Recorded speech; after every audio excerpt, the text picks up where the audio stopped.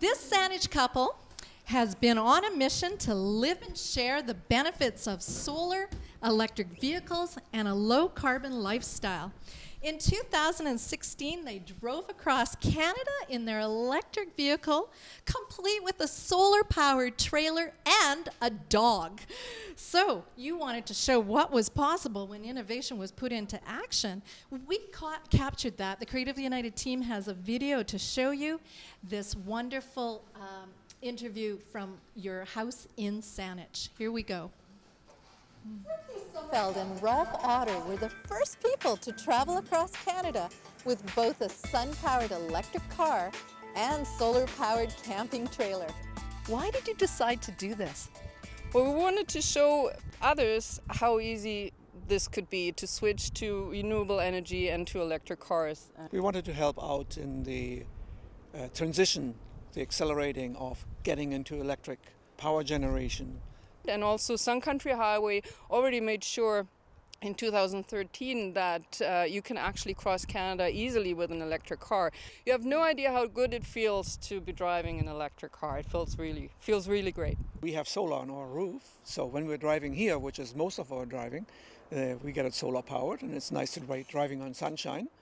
And then electric cars are just so much more fun than gasoline cars because everything is instantaneous and quiet.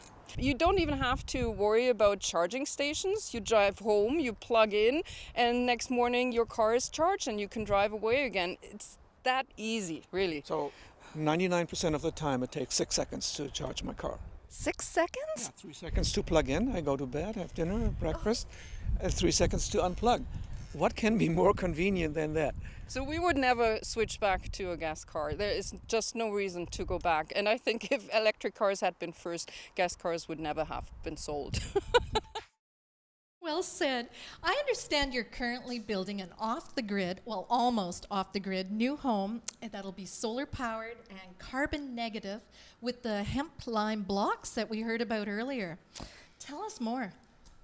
Yeah, in our home we will have 3 Tesla Powerwalls to store all the energy that we get from our solar panels, and also to be able to live off-grid for a certain period of time should we have power outages, which we have here sometimes.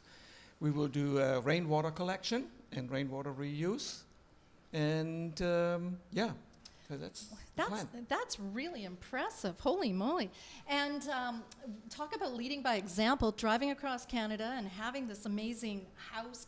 And I know that you're also removing invasive species, like non-native species, with the goal to increase biodiversity by reintroducing native plants and creating an orchard and veggie garden so you can have your beautiful pesticide-free food right from your own garden.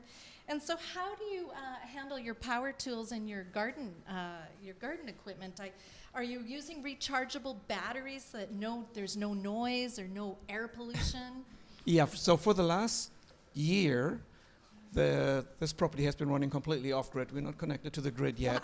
Wow. I used some 2x4, set up some solar panels with it, bought a battery from a Leaf car that had been crashed, and installed that, and I run my little workshop that I have on the property with my welder, and I charge all my weed trimmers and so on.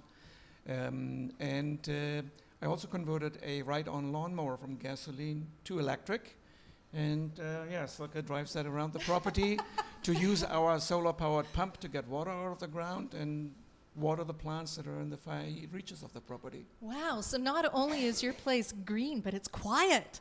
You must love that. I know I would. So can the average person do this? I mean, how expensive and complicated is it to do this? And is it just that we need a change of mindset? I think we need a real sense of mind change. And mindset. So you know, if you have a gasoline car, people like to tinker with their car. If you like to tinker with your car, you can also tinker with solar and so on. It's really not that complicated, even though the experts that you sometimes ask for help seem to make it that it is really complicated when it isn't. I've seen some quotes for installing a simple charger, and the prices are just out to lunch because people cannot compare it. So they just take advantage of this. And as always, internet, YouTube is your friend. You can find information there.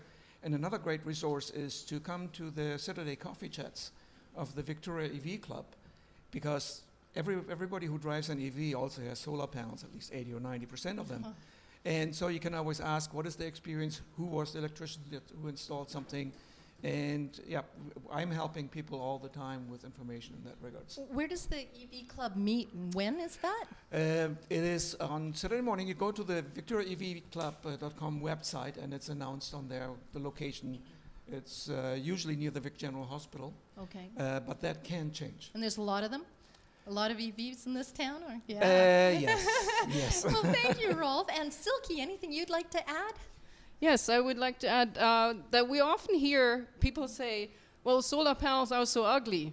And I must say I don't agree with that. I think they're beautiful because of what they stand for, what they represent. Yes, yes, we hear yes. Yes. And I truly think that our house is more beautiful because of the solar panels on the roof. Oh, thank you, Silke and Rolf. What an example you set. Thanks again. Thanks for